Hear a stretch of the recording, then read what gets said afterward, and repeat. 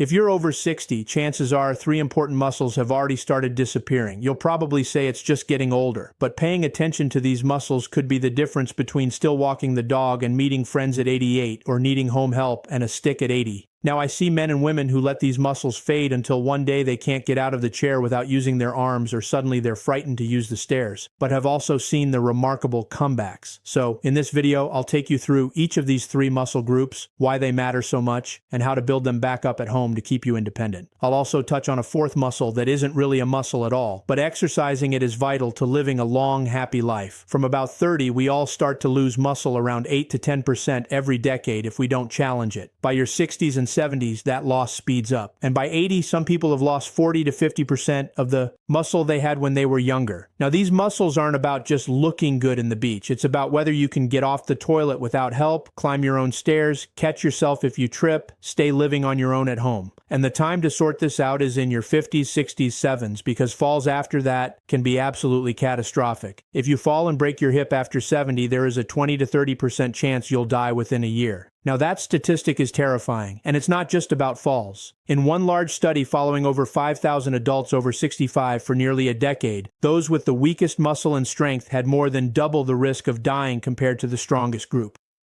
Double. Not because muscle is magical, but because muscle is reserved. It's resilience. And here's something I'll say honestly as a GP. I hate it when my patients go into hospital. Not because hospitals are bad. They do wonderful work, they save lives every day, but I know what I'm likely to see afterwards. Someone goes in for maybe something relatively minor, an infection, a flare-up, a small fall. They spend a week mostly in bed, bad sleep, and when they come out, they're different. They've lost weight, their legs look thinner, they're weaker getting out of the chair, stairs feel harder, their walking shoes stay by the door a little longer each morning, confidence drops, their world starts to shrink. I've seen that story too many times. But I've also seen the opposite, as this is one of the most reversible things I see in medicine. And if you're in your 60s or early 70s right now, please concentrate on these 3 muscles. The first muscle is the quadriceps, the big muscle at the front of your thigh. This muscle decides whether you get out of a chair easily or whether you need to rock forward and push off with your arms. And if you're using your arms to stand up, this muscle is already weaker than it should be. Your quads are there for standing. They're your stair muscle. If stairs feel heavier than they used to be, this is often why. Now here's a simple test. Sit in a chair, cross your arms over your chest. Can you stand up 5 times without using your hands? If that feels difficult or you need to use your hands to stand up, this is the muscle you need to work on. But here's the good news. It does respond quickly. Start with sit to stands from a chair. Slow and controlled. 10 repetitions, 2 or 3 sets. That's it.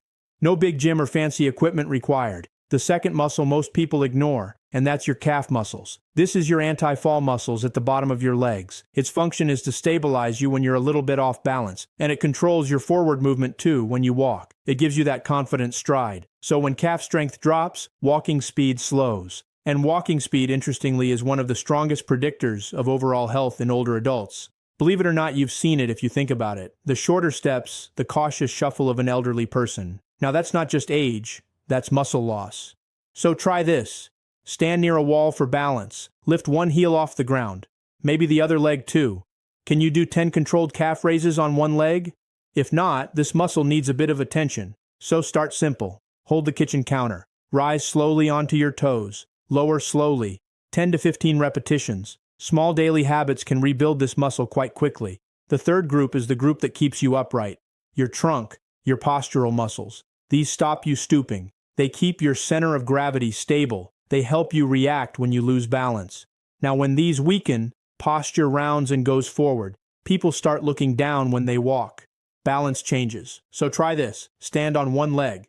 Can you hold it for 10 seconds without extensive wobbling? If that feels shaky, your balance system might need a bit of training. Simple exercises work brilliant here. They're called bird dogs, planks, side planks. I'll leave some information in the section down below, but even standing on one leg while holding the kitchen counter, you don't need complicated routines, you need consistency. Now step back for a moment and imagine an older you. A slower walk, the rounded shoulders, the hand gripping the rail, the hesitation before stepping off a curb. You might call that getting old, but I call that frailty. And although aging is inevitable, frailty is not. So by training these muscles and feeding the muscles protein now, you can change what life looks like for you in 10, 20, 30 years. But there is a fourth muscle that may be even more important than any of the muscles we've gone through. Your brain. I know it's not a muscle, but just like your legs and your core, Your brain needs challenge, stimulation, and exercise to stay strong. Strong bodies support strong brains. And one of the most common questions I get asked in clinic is this just getting older, or could it be dementia? Now, if you're not sure you'd know the difference, that uncertainty alone is worth addressing. I've made a detailed video explaining exactly that here. How to tell the difference between normal aging and early dementia. Thank you very much for watching. I hope it was useful. Maybe I'll see you guys over there. Goodbye.